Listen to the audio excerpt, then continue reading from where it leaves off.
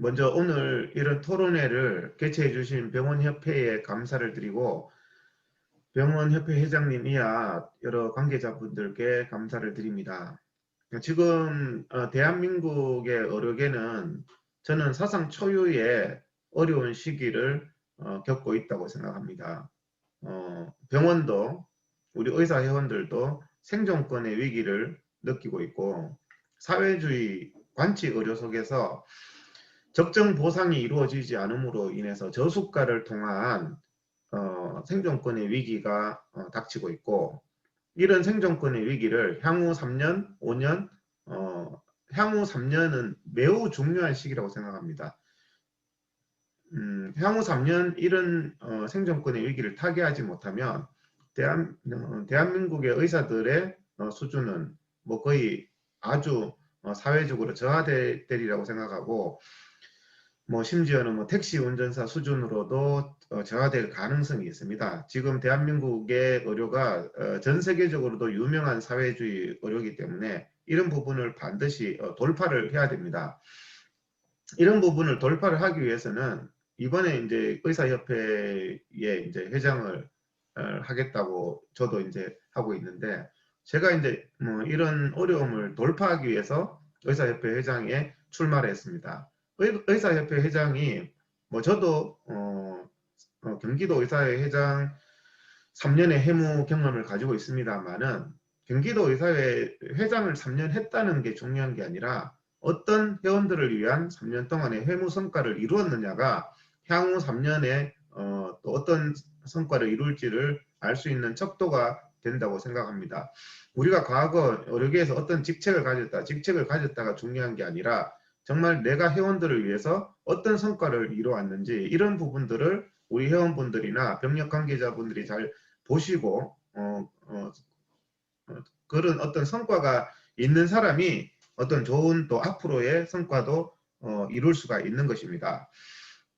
저는 지난 뭐 제가 대표적으로 지난 3년 동안 경기도 의사회 회장을 하면서 이룬 성과들 그리고 지금 제가 의료계에서 활동하면서 이루어왔던 성과는 저는 대표적으로 CCTV 강제화에 있어서 이재명 지사와 MBC 100분 토론을 전 국민들 앞에서 했습니다. 그러면서 이제 CCTV의 부당성, 이재명 지사가 은폐되는 사건이 있다. 이런 논리를 쳤을 때 제가 이제 전국에 1년에 200만 건 중에서 이재명 지사가 말하는 게 몇 건이냐 이런 논리적인 반박을 했고 그 다음에 이제 또 그런 감시를 통해서 수술하는 의사의 한 70% 이상이 집중도가 감소되고 그 집중도가 감소되는 것은 온전히 국민 피해로 돌아간다. 그리고 정말 침소봉대한 이런 것으로 인해서 불신 사회를 조장함으로써 환자와 의사 사이에 불신을 조장함으로써 국민 피해가 발생한다 이런 논리를 내세워서 그 이후에 복지부나 정치권에서 CCTV는 순기능보다는 역기능이 많다는 이런 공감대가 형성돼서 지금까지 저지되고 있습니다. 강제화가 어떤 병원도 강제화가 되지 않았습니다. 이런 우리가 어떤 얘기를 할 때 이재명 지사도 이제 정치권에서 달변가로 알려졌지만 이재명 지사와 100분 토론을 해서 밀리지 않을 의료계 인사가 그렇게 많지 않다고 생각합니다. 저는 이재명 지사와 100분 토론을 해서도 그들을 설득해낼 수 있는 논리력과 치밀한 어떤 대응 능력을 가졌습니다.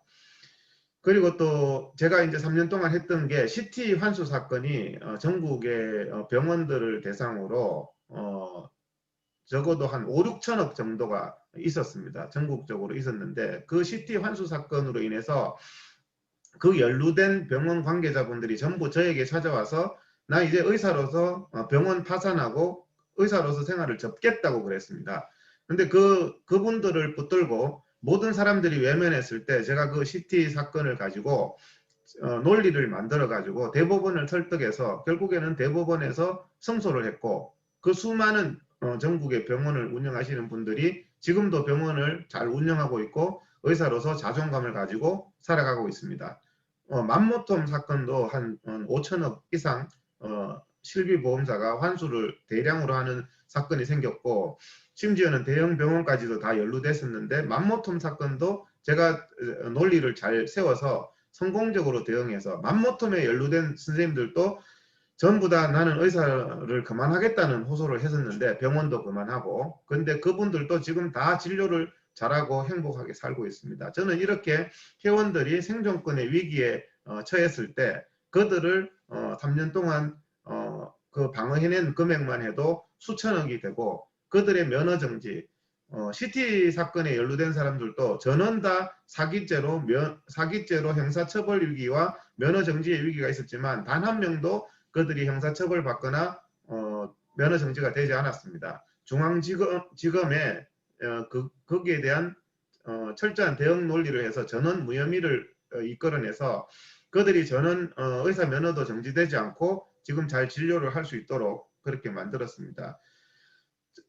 수많은 업무 정지, 대한민국의 의료계 인사 중에서 저만큼 많은 회원들에 대한 면허 정지를 수백 명을 없애줬습니다. 요실금 사태에 연루된 회원들만 해도 수백 명이 되는데 그들과 함께 제가 7년을 투쟁해서 결국에는 단 한 사람도 면허 정지를 당하지 않게 하는 그런 일도 이끌었습니다. 저는 지난 3년 동안에 경기도 의사회 회장을 하면서 회원 민원 고충 처리 센터를 만들었고, 우리가 국민들이 급할 때 119 전화를 하듯이 뭐 어떤 분야든 의료 분쟁이든 지금 말씀드렸던 이런 문제든 생기면 의사회에 연락해서 의사회가 건강보험공단, 보건소, 그 다음에 그 심사평가원하고 유기적인, 경기도가 전국에서 가장 모범적인, 제가 투쟁만 하는 사람이 아닙니다. 단 한 번도 경기도에서는 심사평가원이나 공단에 성명서가 나간 적이 없습니다. 수많은 회원 민원 사례를 가지고 공단, 심평원, 의사회에 상생협의체를 전국에서 가장 모범적으로 만들어서 운영했습니다. 그래서 회원들의 모든 민원을, 지금 500페이지가 넘는 민원 사례집이 나왔습니다. 그 모든 민원을 원만하게 해결한 경험을 갖고 있습니다. 저는 이렇게 이제 회무 능력을 가지고 있고 2017년도에 또 강력한 투쟁을 또 사무총장으로서 조율했던 경험도 있습니다. 우리가 정말 우리가 어떤 회원들의 문제를 해결하기 위해서는 그 사람이 회원들에 대한 열정과 그리고 그동안의 회원들을 위한 성과 그리고 회원들을 보호했던 경험이 있어야지 잘 할 수 있다고 생각합니다. 정치력의 문제도 마찬가지입니다.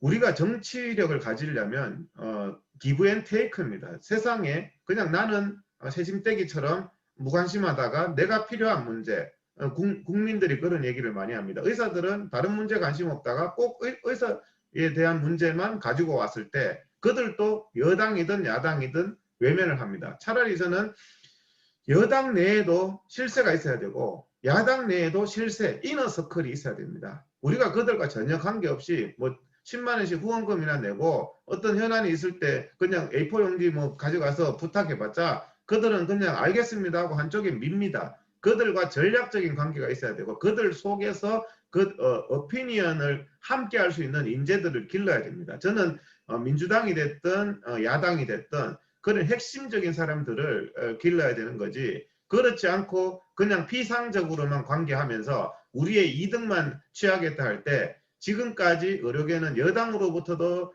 외면을 당해왔고 야당으로부터도 외면을 당해왔습니다. 우리가 어떤 그런 부분들이 상당히 우리가 지혜로운 것 같지만은 전혀 지혜롭지 못합니다. 박근혜 정부 때도 의료 정책은 굉장히 열악했습니다. 의사들에 대해서는 적대적이었습니다. 문재인 정부 들어와서는 더 심각합니다. 정권이 바뀌어도 의사들에 대해서는 우리가 그들 속에서 함께 함께 공유하고 함께 함께 이너서클이 되지 않으면 절대 피상적인 관계로 어떤 것도 이룰 수 없습니다. 작년에 총선기획단 어떤 성과를 이뤘습니까? 총선기획단 그렇게 야심차게 했지만은 저는 크게 성과를 이룬 게 없다고 생각을 합니다. 우리는 전략적으로 그들과 아픔과 함께하고 정말 그 이너서클 안에 있는 사람들을 많이 길러내므로써 우리의 모든 정책을 그 이너서클을 통해서 로비를 하고 역할을 해야 된다고 생각을 합니다. 그리고 이제 두 번째 그 부분을 이어서 하면 병력과 의협은 분명히 이해관계가 다를 수가 있습니다. 병력은 기관의 모임이고 의사협회는 대한민국 의사들의 인적인 연합체입니다. 그래서 때로는 이해관계가 다를 수가 있고 그렇지만 요즘에 이제 상생이라는 말을 많이 합니다. 상생이라는 말을 많이 하는 게 이제 대기업도 노조와 상생을 하지 않습니까? 그래서 이런 부분들이 저는 의정협상도 병력 대표와 제가 의협 대표로 가서 복지부와 같이 협상을 해본 적이 있습니다. 병력과 의협은 전략적으로 공조를 해야 됩니다. 나는 병력이니까 나는 의협이니까 이렇게 해서 서로 다른 얘기를 하면 복지부의 전략에 당할 수밖에 없습니다. 그래서 분명히 우리가 인정해야 될 것은 병력과 의협은 13만 우리 회원들을 보호해야 될 단체로서 병력과 분명히 이해관계가 상충되는 면이 생길 수 있지만 우리가 정부를 상대할 때만은 각계 격파를 당하면 안 됩니다. 근데 복지부는 항상 병협한테 각계 격파를 하고 의협한테 각계 격파를 해서 결국에는 우리의 분열을 추구하기 때문에 이해관계가 다르지만은 그 속에서 상생적인 면, 그 다음에 전략적인 협력을 굉장히 해야 된다고 생각합니다.